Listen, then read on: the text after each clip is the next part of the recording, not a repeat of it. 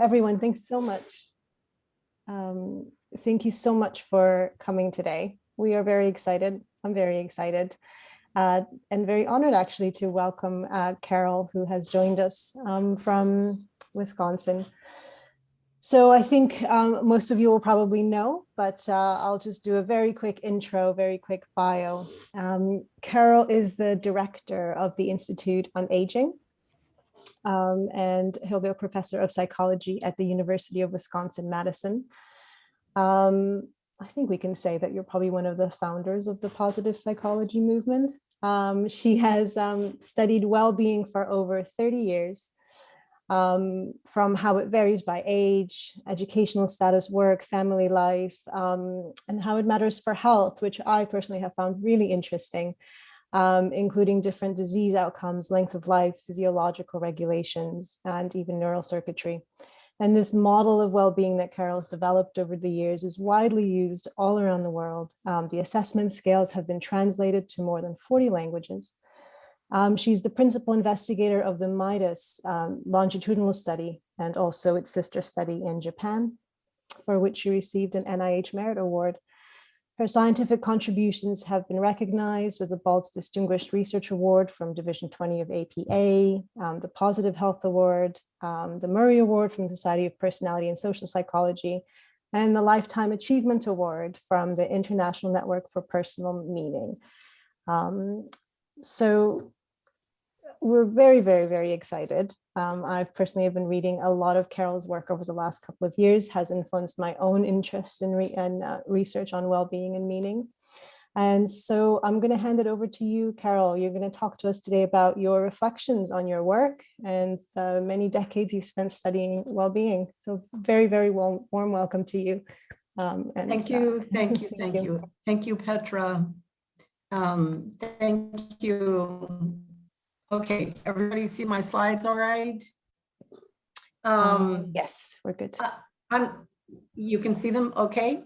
So I'm thrilled to be with you. Thank you, Mick, for inviting me. I like speaking with very diverse groups, even though I often find myself speaking with biomedical people. Sometimes it's really wonderful to get out of that world.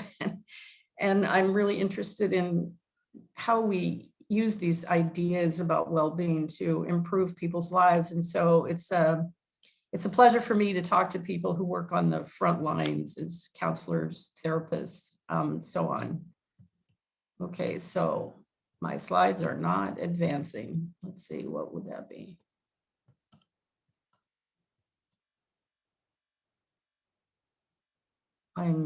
Should I go back out and come back in? Sure, why don't you try that? Okay.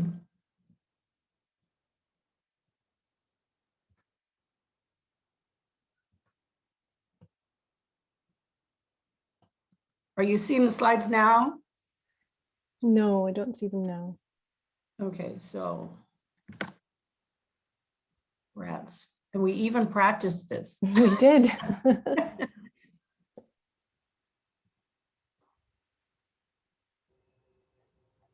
Let's try it again and see if I can advance it now.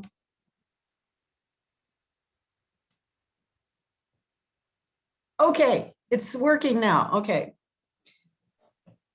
You're seeing everything? Yes. All right, thanks. Okay, so here's what the plan is. I'm going to speak about where this model of well-being came from, what were the ideas and theoretical frameworks behind it, say a little bit about the scientific impact, and I'm actually really interested in why this model has actually had so much interest and so much use. And so I'll say some things about that and just highlight some of the things that I think we've learned in studying well-being, how it changes as people age across the decades of adult life, how it relates to work and family life, how it's linked with health. And I'm going to say some things about intervention studies that are underway and have been for some period of time, attempting to promote well-being.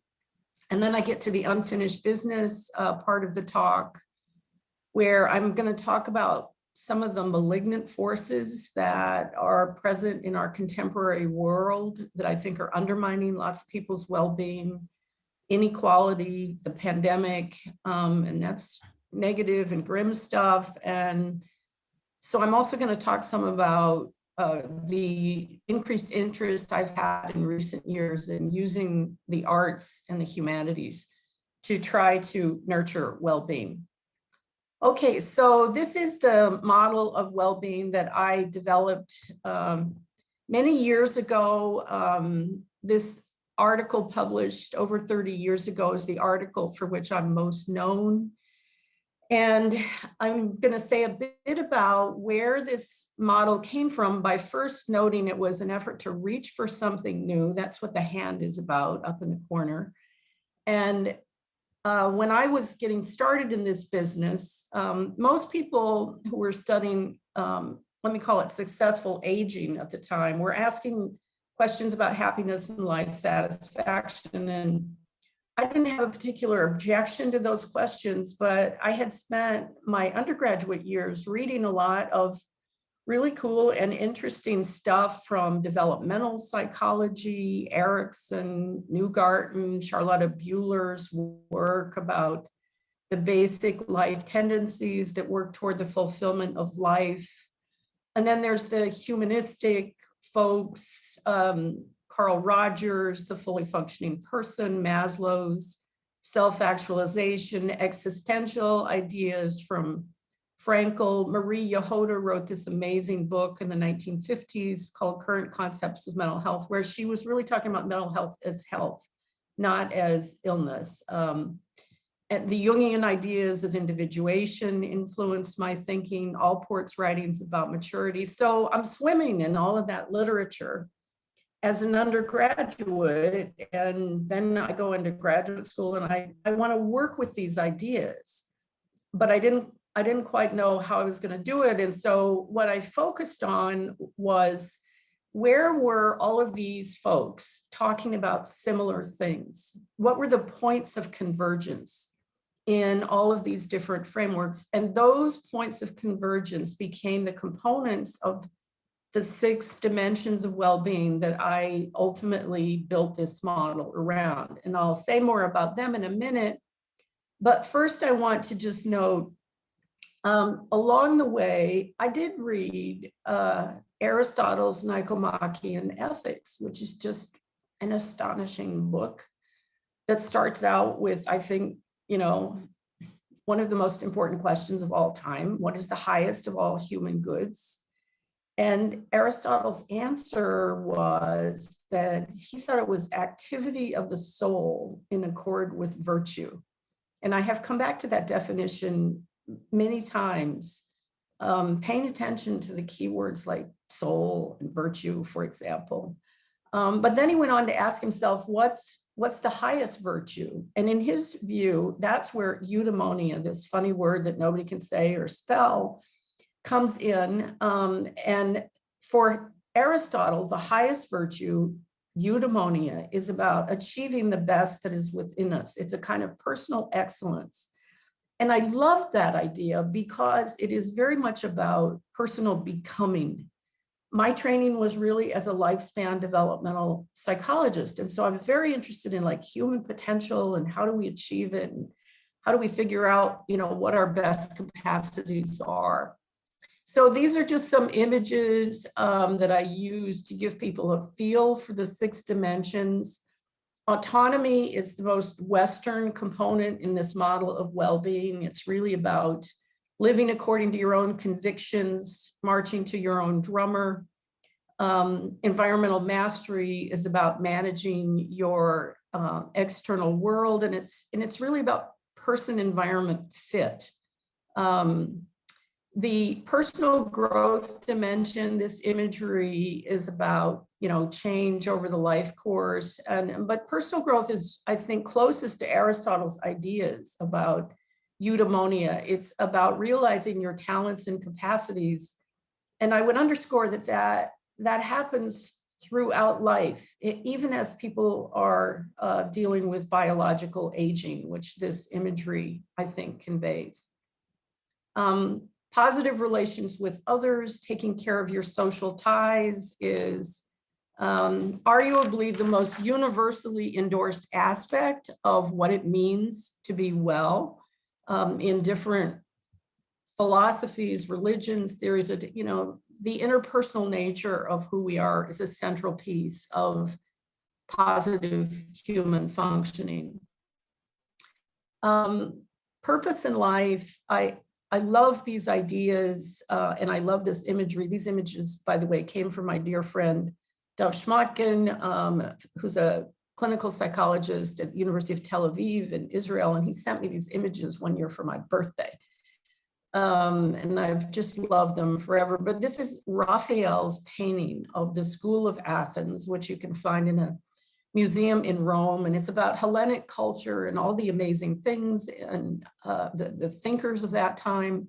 And I think it's a wonderful sort of emblem of what it means to be purposeful and meaningful in your engagement with life. And this wonderful image of self-acceptance, I love as well. Self-esteem has been around in psychology forever, but self-acceptance is deeper and richer, in part by drawing on the Jungian ideas of individuation and the shadow. And so the basic idea is wellness is not just about liking and feeling good about yourself. It's also about knowing your vulnerabilities, your warts, your limitations, and learning how to work effectively with them. And I always thought that was such an enriched way of thinking about how we reflect about ourselves. So to my amazement, this work has had a lot of scientific impact. And I got into it, you know, not expecting anything. I mean, in that way, I was simply interested in these ideas and wanted to run with them. And it turns out these ideas are appealing, I think, to many researchers and practitioners out there. That's why they've been translated into so many languages. And that's why there's so many publications, all kinds of things coming out all the time by people I've never met. And I just note these two articles here, which provide kind of reviews and overview of some of what I think we've learned. The topics that have been covered, I'm not going to go into the details of the findings, just note some of these. So, of course, we've studied a lot about how well-being changes as people age across the decades of adult life. And some people change and some people don't. Not surprisingly, we've observed in multiple studies that some people show decline, for example, in purpose in life and personal growth as they get older, but other people don't. And the difference between those two groups ends up being very informative when we start thinking about linkages to health. I would also note that some people are quite stable in their well-being across the decades of a life. And usually stability for, I don't know, developmentalists, it's viewed as not interesting. And I think that's so wrong because some people are persistently high and some people are persistently low. So you can be stable in your well-being, but it doesn't necessarily mean it's all working well for you. It depends on what the levels are. People have looked at how well-being correlates with extroversion and openness to experience and neuroticism. There's a literature on that. I've been very interested in how people have used these measures to make connections to family life.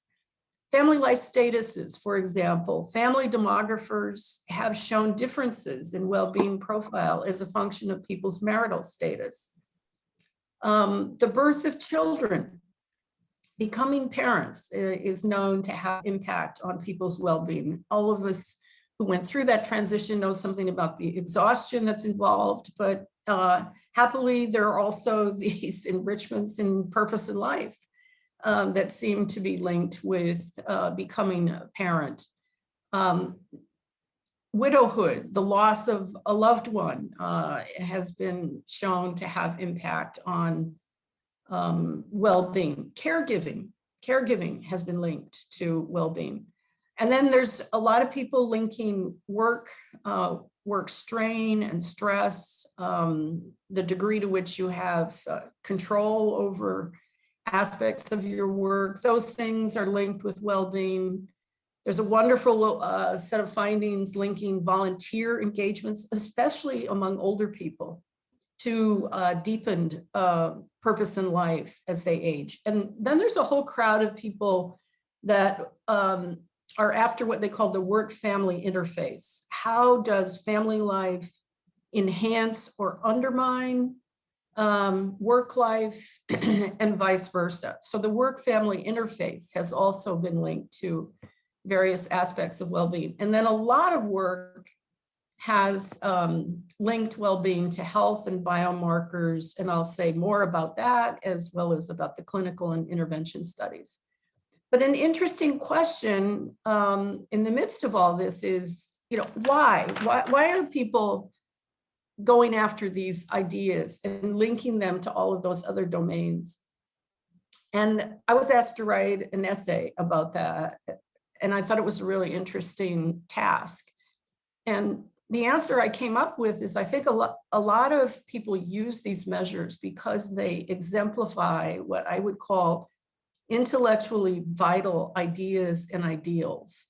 They are about reaching for essential meanings of what constitutes the best within us. And they came from these nourishing well springs. They didn't spring out of my head. They came from my effort to integrate a lot of other interesting and important work. I think they've also had impact because they're so versatile and they're so relevant to so many aspects of life. And then I think they've had impact because of what I'm calling integrative science. And here I'll just say a little bit about the MIDUS study. Midlife in the US is what MIDUS stands for. This was a study initiated in 1995 to basically investigate the factors that promote positive health and resilience in people as they age. And I've devoted a lot of my time and attention to basically nurturing this study, writing grant proposals to help the study keep moving forward. It's longitudinal. We now have over 12,000 Americans in this study, some of whom have been studied for over close to 30 years. And the content of the study is big and wide. It's not just about my interest in well-being. It's really about, okay, of course, we're interested in mental health and physical health. Those are kind of our big outcome variables. But we want to put it together with people's stress exposures and their health behaviors and practices and all kinds of psychological and social factors. And we start out with, this is population-based research. So we pay attention to your age, your gender, your culture, your race, ethnicity, and importantly, your socioeconomic status. And then we also try to fill in a lot of what we call the neurobiological mechanisms. The MIDUS data are publicly available. This is our website. It's chock full of information, including about the MIDUS findings. And here I'm just gonna, in a very distilled way, say that we have shown that well-being matters for health. It matters for how long people live.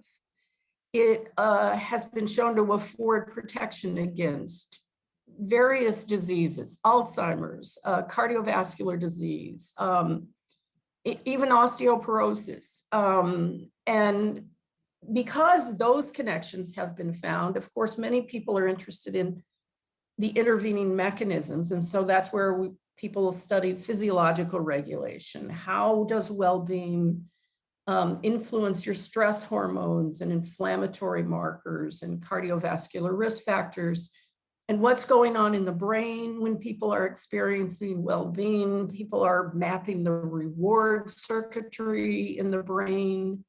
as relates to well-being, and other people are studying what well-being means for gene expression. And here's the point I want to make about this slide is I did not go into the study of well-being with an abiding interest in health per se.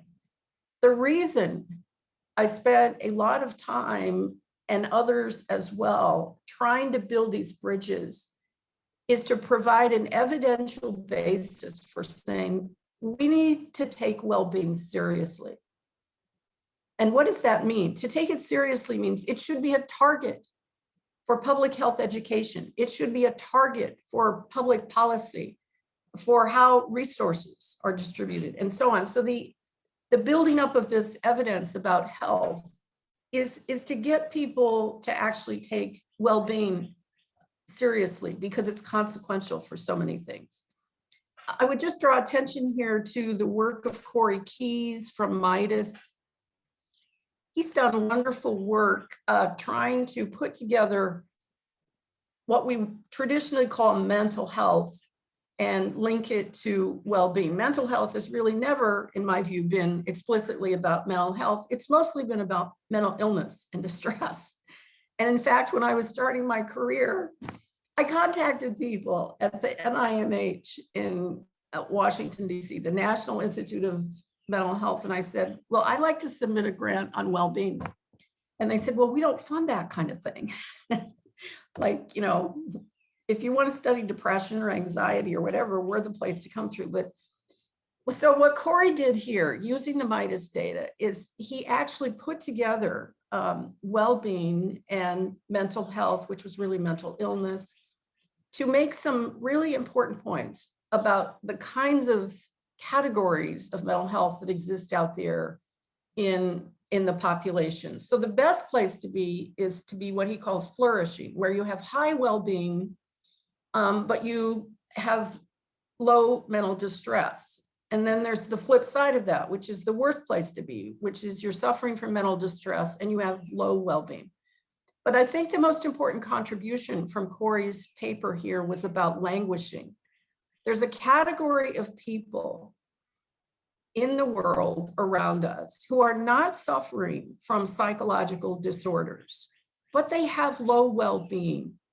And the fact that they have low well-being creates risk for future experiences of mental distress. I think that's really important. So this brings me to just a few things I'm going to say about the intervention studies that have gone on. First were intervention studies designed to use well-being as a way of actually trying to treat people suffering from depression and anxiety. So this relates to the work that was started by Giovanni Fava, where he used well-being as a way of preventing relapse in the residual phase of treating depression. And it was a low-tech, but I think really incredible approach where people keep daily diaries. But you can't use your diary to ruminate or talk about what's wrong with your life. You keep the diary only for the purpose of recording something positive that happened. And then those experiences of the positive are brought into the clinical therapy sessions. And Fava would then, he actually drew on my model of well-being to try to enrich people's thinking about. So if somebody recorded something about a positive interaction with someone else, he used it to deepen and enrich their thinking about that domain of well-being. And then he also drew on cognitive behavioral therapy to talk about ways in which people might prematurely curtail their experiences of well-being because they think they don't deserve it or it's a rare experience for them. So anyway, that work was actually shown to be effective in preventing relapse from people who have suffered from major depression.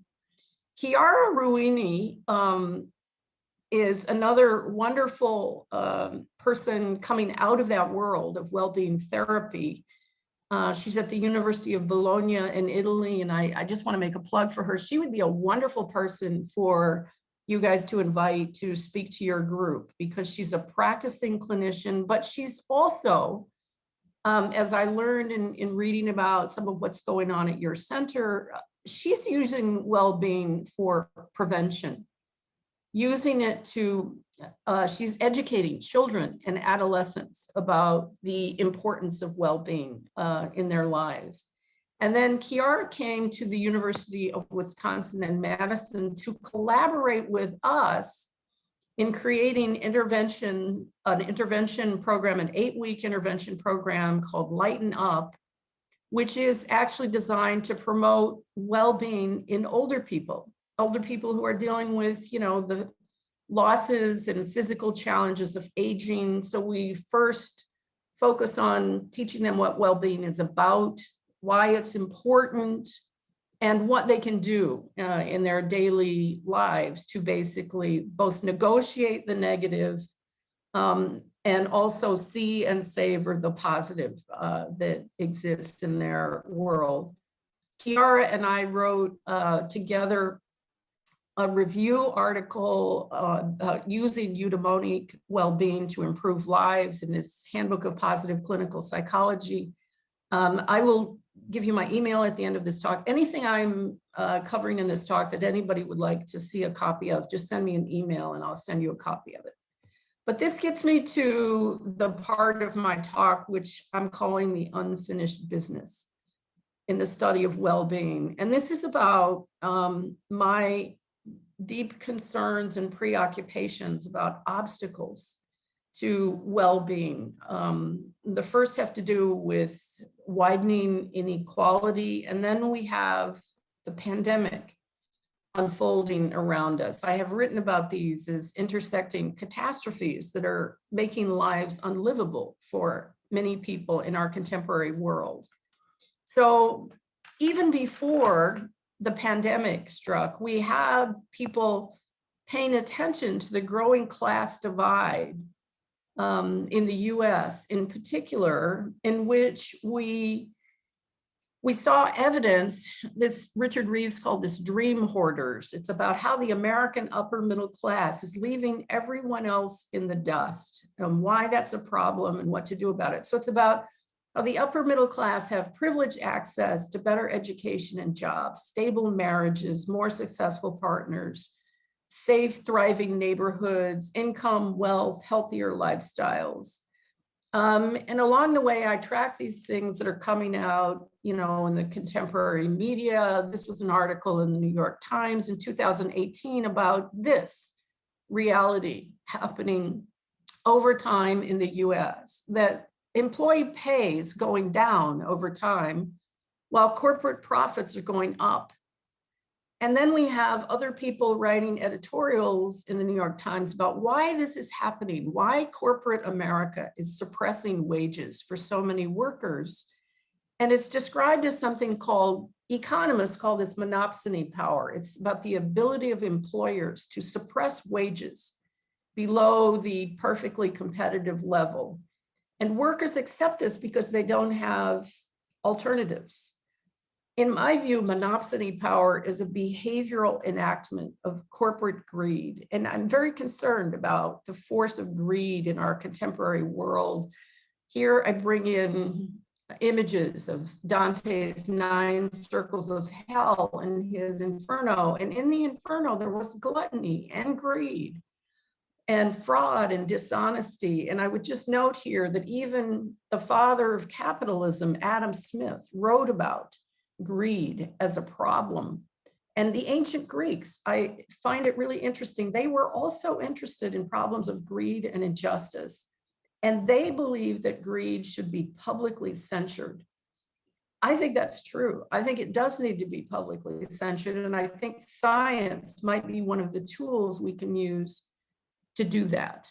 But coming back to MIDUS, I just want to draw attention to what we are learning about growing inequality and its impact on people's well-being and their health. So this was an article we published that compared, MIDUS actually includes 2 national samples of US adults. The first one was recruited in 1995, and the second was recruited in 2012. And over that period of time, Americans as a whole showed gains in educational attainment, which is a good thing. But what this study showed, among other things, is that the later sample, the 2012 sample, we call it the post-recession sample, actually they look worse than the baseline sample in terms of their income, their well-being, and their health. And then this important article was published from MIDUS as well. This is about declining mental health among disadvantaged Americans. So this is where the authors put together various of the measures of well-being that we have in MIDUS, and they cross-classified them with people's socioeconomic status. And the punchline is basically that and these are different scores in the figures. So we're comparing differences between the pre and the post-recession samples.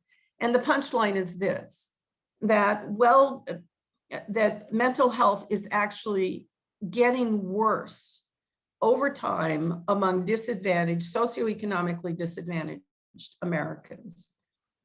And then we have in the US, this emphasis now on what's called deaths of despair. This is a book that came out in 2020, and it basically draws attention to the dramatic rise. This is epidemiological population-based data, dramatic rise in deaths from suicide and drugs linked to the opioid crisis and alcoholism.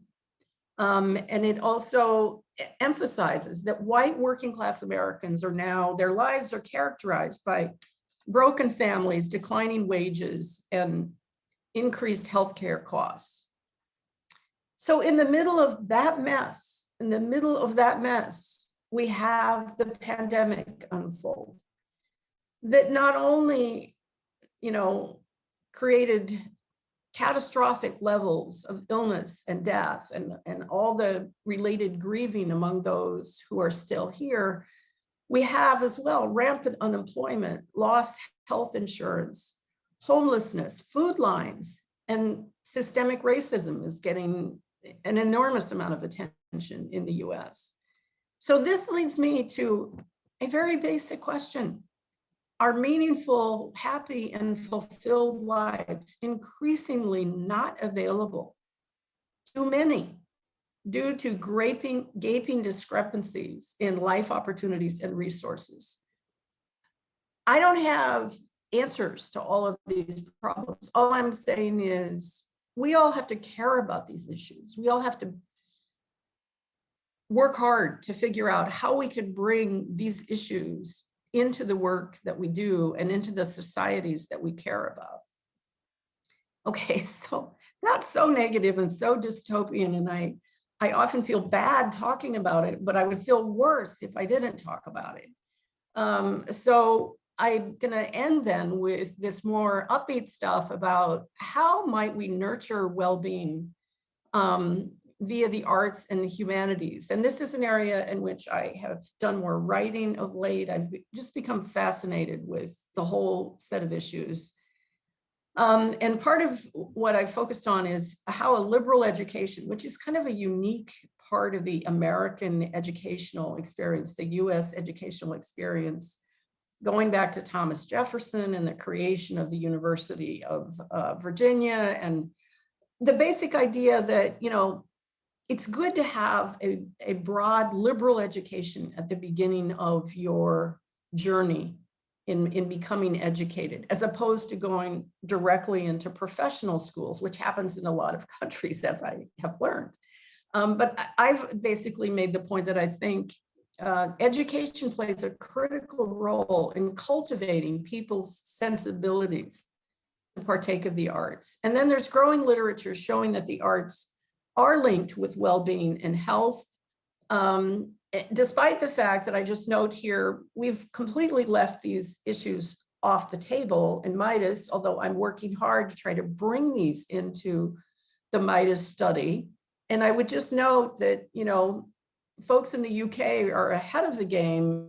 You know, the Royal Society for Public Health wrote this really important article, essay, treatise in 2013 about art, health, and well-being. And that work is ongoing. There are more publications.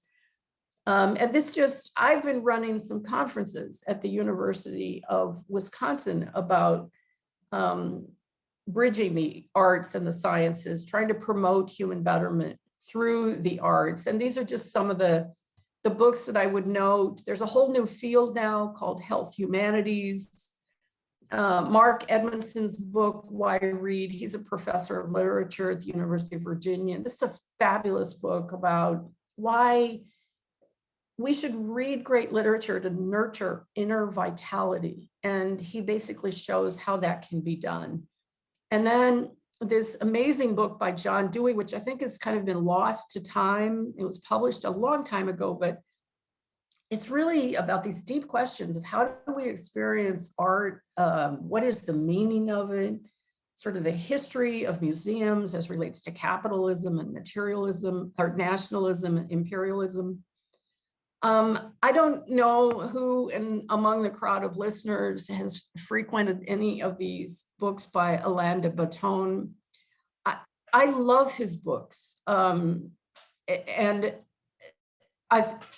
in large part, the guy really knows a lot. He knows, I think, in many ways, the most about philosophy for somebody who writes for a public audience.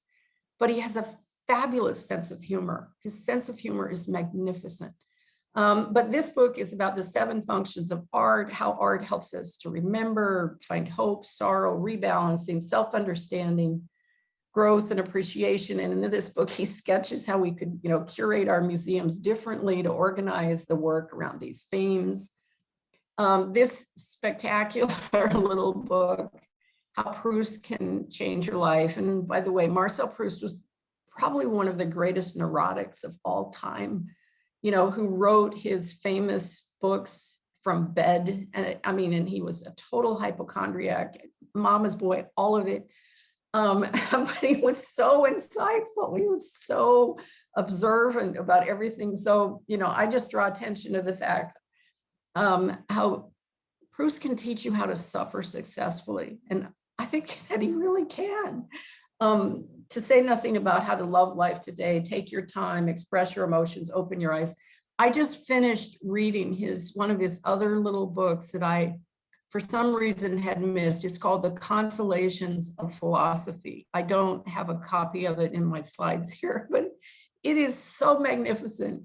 It's about philosophy can help you deal with all forms of inadequacy and, a broken heart. But this is all coming from deep reading of great philosophers, and pictures and just hilarious little tidbits along the way. So, well, lastly, I want to say that that's kind of the upbeat side of the arts for uplifting us and informing us. The humanities are about history and philosophy, and I think we've lost our grip on how important those realms are.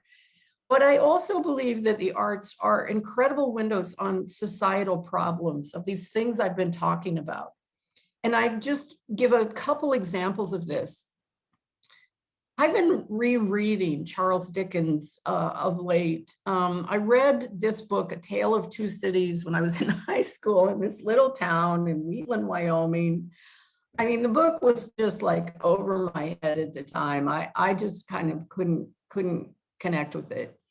But years later, when I reread it, I thought one of Charles Dickens' great skills was depicting the suffering that existed in the world around him. And so this was, of course, about the events that led up to the French Revolution. But he paints the context as the frightful moral disorder that was born of unspeakable suffering, intolerable oppression, and heartless indifference. And all of those things led to the guillotine.